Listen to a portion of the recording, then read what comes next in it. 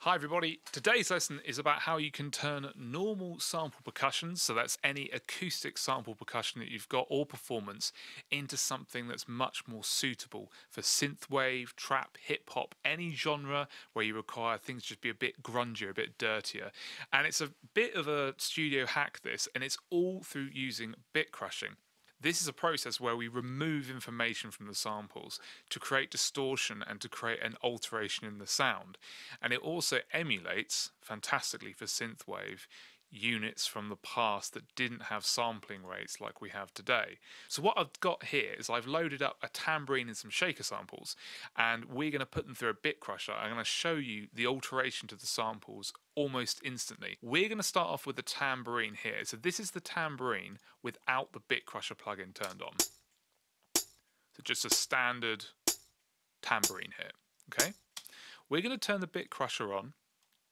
And you can see here where it says bit depth, it might be a bit small, but it says 8 here, and that's how many bits are in the bit depth. Now, what's cool about this plugin, and this is just the free one that comes with Studio One, this will work with any plugin that you've got for bit crushing, but this one has like a little readout, which is cool. So as this goes up, you can see you get a visual for all the samples that have been taken out until you get to what it actually does look like a little computer game on the other screen, which is quite cool.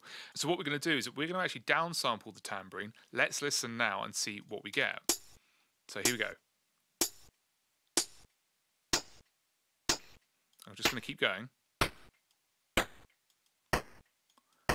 So not only do we get alteration in the pitch, we get alteration in all the tonality, because we're losing information all the time until we get to just basically white noise.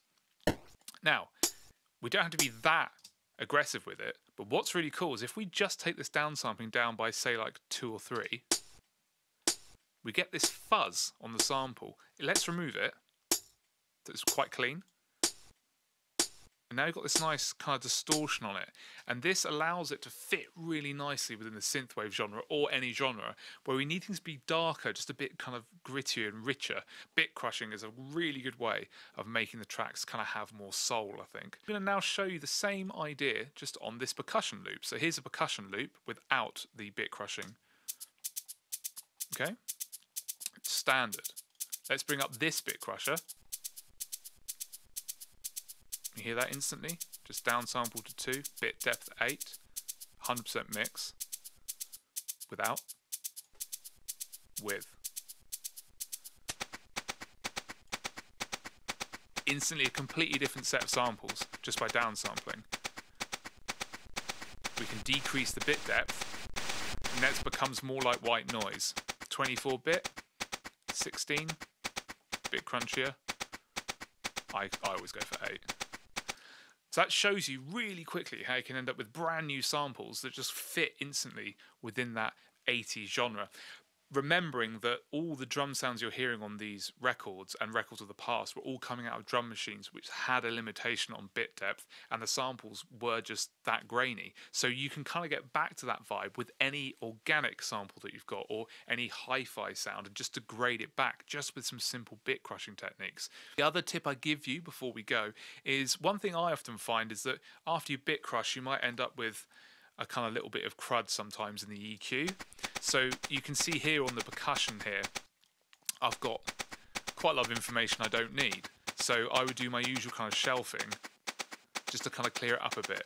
So without, with, and we can just pull that up a bit more, a bit more, just to clean that low end up. And there you have it, just instant groove and grit.